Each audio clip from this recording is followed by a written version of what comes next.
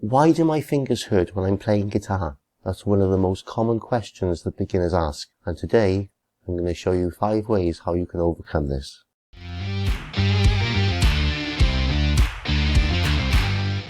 Hi there everyone, it's Mike here again from Guitar Prep School. If you're new to my channel, you'll find a ton of easy lessons here for beginners and loads of easy songs to learn and a big selection of chords in my chord library. So check those out. If you like this video, hit the little red box in the corner there where you can like and subscribe to my channel, and let's find out why your fingers hurt while you're playing your guitar. So I'm going to be covering 4 main areas which are likely to be causing you finger pain when you're playing your guitar. We're going to be looking at your finger positioning when playing chords, the amount of pressure you're using. We're going to be looking at the practice time that you're giving yourself, and we're going to look at the type of guitar that you're using, whether it's electric or acoustic. And I'm going to finish off with the 5th point, which is going to be my little secret as to what you can do when you haven't got your guitar with you. So let's talk about finger placement and the amount of pressure you need to use. We're going to talk about the first 2 points simultaneously because they both tie in together.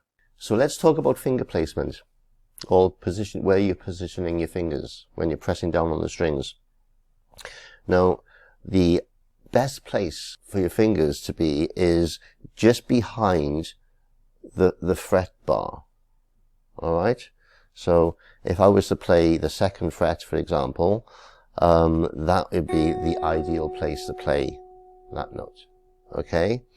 Now, if I was to move my finger inside that fret, keeping the same amount of pressure I've got now at the moment, you see how the note disappears? Now, if I was to keep that same pressure there, which I'm not making any decent note there, as you see how the note appears, right, without having to put any additional pressure on, right? So quite often, if you're playing the chord of D, for example,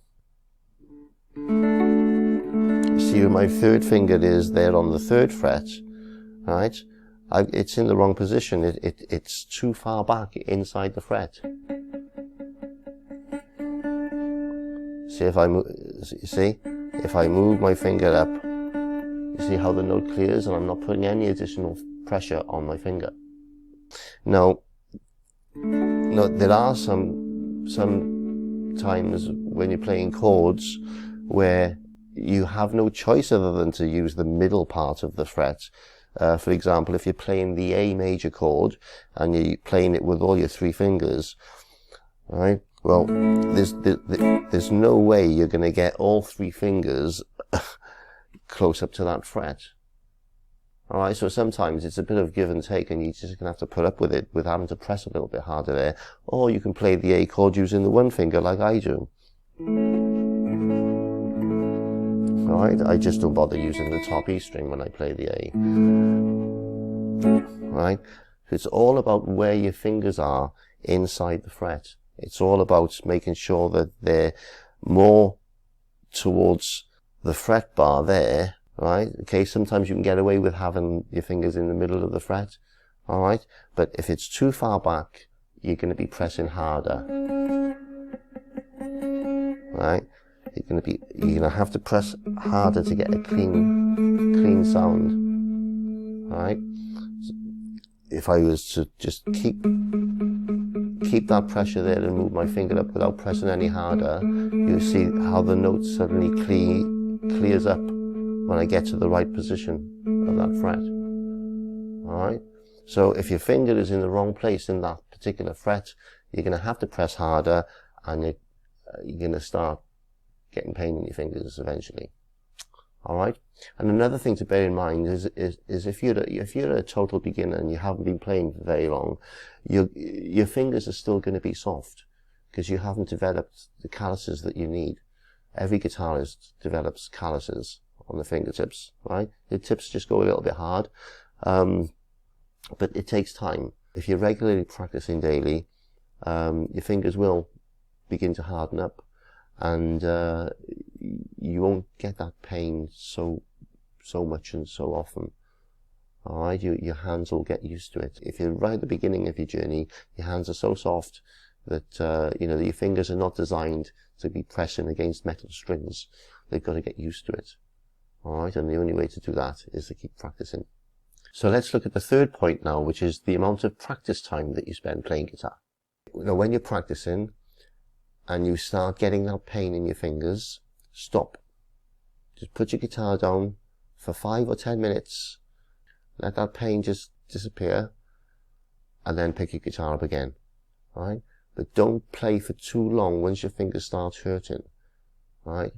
Let them recover, and then pick your guitar up again.